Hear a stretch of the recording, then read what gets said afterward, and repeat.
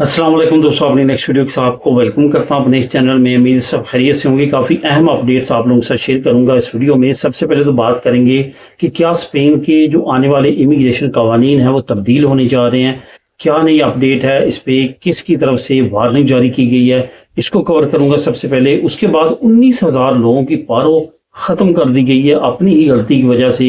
जैसे कि मैं अमूमन वीडियो में आपको खबरदार करता रहता हूँ, ये एक अहम अपडेट है जो आप लोगों के साथ शेयर करूंगा और इसका लिंक आपको नीचे डिस्क्रिप्शन में, सबसे नीचे डिस्क्रिप्शन में मिल जाएगा। वहां पे आप क्लिक करके इस तमाम इन्फॉर्मेशन को खुद भी रीड कर सकेंगे। आखिर में बात करेंगे कि किन लोगों के पेपर जो है उनकी तजदीद नहीं होगी, चाहे आपके पास 1 साल का कार्ड है, 2 साल का कार्ड है, आपके पास 4 साल का कार्ड है, चाहे आपके पास परमानेंट रेजिडेंसी है, किन लोगों के डॉक्यूमेंट रिन्यू नहीं किए जाएंगे, जो कि एक्सपीरियंस बेस पे इंफॉर्मेशन है, वो शेयर करूंगा आप लोगों के साथ वीडियो के आखिर में। तो दोस्तों, वीडियो की डिटेल्स की तरफ जाने से पहले, जैसे कि मैंने आपको बताया कि 19,000 लोगों की जिनकी पारो खत्म कर दी गई है, उसका लिंक नीचे आपको डिस्क्रिप्शन में मिल जाएगा। उसको आप वहां पे क्लिक करके खुद भी रीड कर सकेंगे। एक अहम अपडेट है जो कि सोशल मीडिया पे काफ़ी ज़्यादा इस वक्त फैली हुई है और काफ़ी ज़्यादा इस पर बात हो रही है। वो ये है कि स्पेन के इमिग्रेशन कवानीन जो हैं वो आने वाले वक्त में अनकरीब तब्दील होने वाले हैं।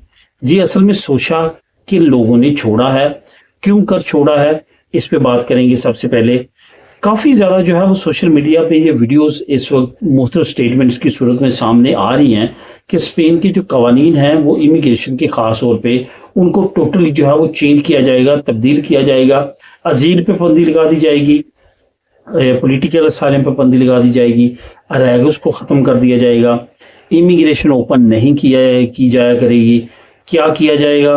पॉइंट बेस्ड सिस्टम लॉन्च किया जाएगा, जो कि दूसरे मालिक से डायरेक्ट जो है वो वर्कर्स को भर्ती करके यहाँ पे लाया जाएगा, जैसे कि कनाडा करता है, जैसे यूएसए करता है। लेकिन कनाडा सबसे बड़ी मार्केट है दुनिया में जो इस तरह का रवैया करती है, इख्तियार, और वो डायरेक्टली वर्कर्स को बुलाती है। ये मंसूबा किनका है? ये उनका मंसूबा है जो कि अभी सोच रहे हैं कि अनकरीब उनकी हुकूमत आने वाली है, और वो पार्टी है पॉपुलर पार्टी। पॉपुलर पार्टी के साथ साथ आपको पता ही हाथ जो है वो वॉक्स पार्टी का भी है। बहुत ज्यादा लोग ये समझते हैं कि पॉपुलर पार्टी अकेली अगर ज्यादा सीटें ले लेती है तो वॉक्स पार्टी को साथ नहीं मिलाएगी। लेकिन दोस्तों, एक चीज सामने जो आ रही है वो ये है कि बहुत सारे सूबे ऐसे हैं जहां पे पॉपुलर पार्टी इस पोजीशन में थी कि वो हुकूमत अकेली बना सकती थी, लेकिन वहां पे भी उन्होंने वॉक्स की पार्टी को अपने साथ मिलाया और वहां पे जो है वो हुकूमत कायम की। कुछ सूबे ऐसे हैं जहां पे 50-50 चांस थे, वहां पे इन्होंने वॉक्स पार्टी को मिलाया साथ, और वहां पे इनकी मजबूरी भी थी, और वहां पे दोनों पार्टीज की हुकूमत है। तो इस तरह से आप समझ सकते हैं कि आने वाले वक्त में कानून साजी में और डिसीजन मेकिंग में पॉपुलर पार्टी लाजमी तौर पर वॉक्स को साथ लेके चलेगी और लेके चल सकती है। इस वजह से इमिग्रेशन कवानीन का तब्दील होना नेचुरल होगा।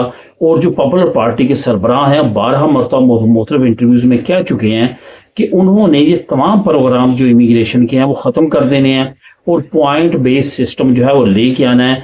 फॉर एग्जांपल, स्पेन को अगर डॉक्टर्स की ज़रूरत है, स्पेन को अगर कंस्ट्रक्शन वर्कर्स की ज़रूरत है, स्पेन को अगर एग्रीकल्चर वर्कर्स की ज़रूरत है, तो वो सीजनल बेस्ड वर्कर्स लाएंगे, पॉइंट बेस्ड सिस्टम पे डॉक्टर्स भर्ती करेंगे, पॉइंट बेस्ड सिस्टम पे नर्सेज भर्ती करेंगे, डायरेक्टली उनको पीआर पे मुल्क के अंदर बुलवाएंगे और रखेंगे। तो ये जो फार्मूला है उनका, अगर कनाडा को मद्देनजर रखा जाए तो काबिल अमल तो है, लेकिन स्पेन जैसे कंट्री में क्या ये काबिल अमल होगा? क्या जिस तरह से ये बॉर्डर अफ्रीका के साथ और बाकी कंट्रीज के साथ स्पेन के लगते हैं, क्या इमिग्रेशन को ये तमाम कवानीन बंद करने के बाद कंट्रोल कर पाएंगे? इलीगल इमिग्रेंट्स का क्या करेंगे जिनके पास डॉक्यूमेंट नहीं है और इलीगल काम करते रहेंगे? तो उनके बारे में इनका जो है वो आने वाले वक्त में क्या लाइला अमल होगा, इस पे जो है वो अभी उनका जवाब आना बाकी है। बहरहाल इमिग्रेंट्स के लिए ये एक अलार्मिंग सिचुएशन है। जो इमिग्रेंट्स के पास अभी तक पेपर नहीं है और उनके पास अपॉर्चुनिटी है कि वो अपने आप को लीगल करने की कोशिश करें। अब दोस्तों, बात करते हैं 19,000 लोगों की जिनकी पारो खत्म कर दी है और पारो लगी हुई काट दी है। उनका कसूर क्या हुआ?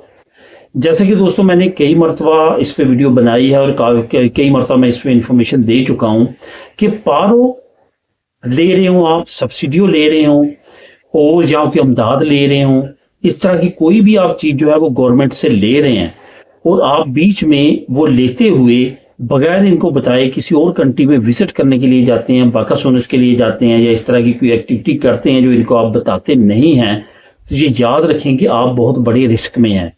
बहुत सारे लोग ऐसे हैं उनकी ना सिर्फ पारो ख़त्म हुई है बल्कि उन्होंने अब तक जितनी पारो ली थी वो भी वापस दी जाए, ये लेटर उनको रिसीव हुआ है। और जब उनको ये किस्तें उनकी लग जाती हैं या जब वो राब्ता करते हैं ऑफिस से, तो वहाँ पे उनको ये पता चलता है आने वाले 10 साल के लिए, 15 साल के लिए, और कुछ बड़े केसेस में जो फ्रॉड के बड़े केसेस हैं वहाँ पे ताहयात उन पर पाबंदी लगा दी जाती है कि आप पारो ले ही नहीं सकते। तो इस वजह से दोस्तों, अगर आप एक ख़ास लिमिट, एक ख़ास टाइमलाइन से बाहर, मुल्क से बाहर जाते हैं तो लाजमी तौर पे जहन में रखें आपने सेपे को ये इतला करके जाना है कि आप जा रहे हैं। वो आपकी पारों को वहीं पे स्टक कर देते हैं, पॉज कर देते हैं। जब वो वापस आते हैं तो आप दोबारा उनको इतला देते हैं मैं आ चुका हूँ, वो वहीं से आगे स्टार्ट कर देते हैं।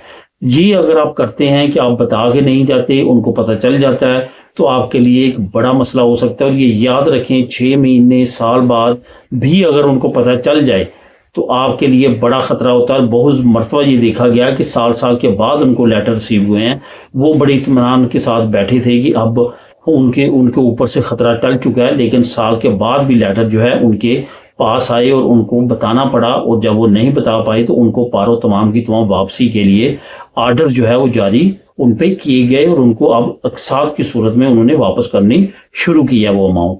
तो ये सारी चीज़ें अब आपने जहन में रखनी है और ये न्यूज़ लाजमी तौर पे आप नीचे लिंक को क्लिक करके खुद भी रीड कर सकते हैं।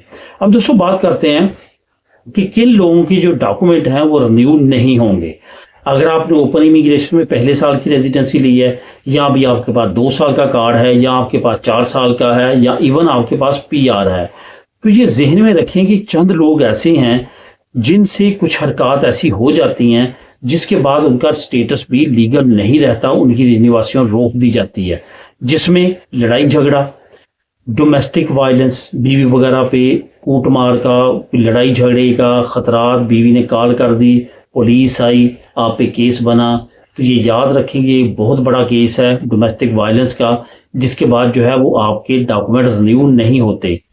उसके बाद चोरी चिकारी का, कोई फ्रॉड का, इंसानी स्मगलिंग का, कोई भी इस तरह की एक्टिविटी आप करते हैं जिससे इनको महसूस होता है कि आपकी वजह से इनका माशरा जो है वो खतरे में पड़ सकता है, तो ये आपके डॉक्यूमेंट रिन्यू नहीं करेंगे। बेशुमार लोग ऐसे हैं, जैसे कि मैंने आप लोगों के साथ हमेशा न्यूज़ शेयर किया, जो भी ताज़ा दिन लेटेस्ट न्यूज़ होती है वो शेयर करता हूँ। तो मैंने आपके साथ ये भी न्यूज़ शेयर किया थे, इन्होंने ऐसे लोगों को भी डिपोर्ट कर दिया जिनके पास स्पेन की नेशनलिटी थी, इवन उनके यहाँ पे बिजनेसेस थे और काफ़ी बड़े बड़े बिजनेसेस थे, उनको भी बगैर कोर्ट में ले जाए उनको डायरेक्ट डिपोर्ट किया गया। इस वजह से ये जहन में रखें कि किसी को भी छूट नहीं है जब कोई इस तरह के वो काम करता है जिससे इनको महसूस होता है कि हमारा माशरा ख़तरे में है, तो ये लाजमी तौर पे उनको डिपोर्ट कर देते हैं। तो दोस्तों ये थी लेटेस्ट इन्फॉर्मेशन और न्यूज़। मिले नेक्स्ट वीडियो में नई अपडेट के साथ। अल्लाह हाफिज़।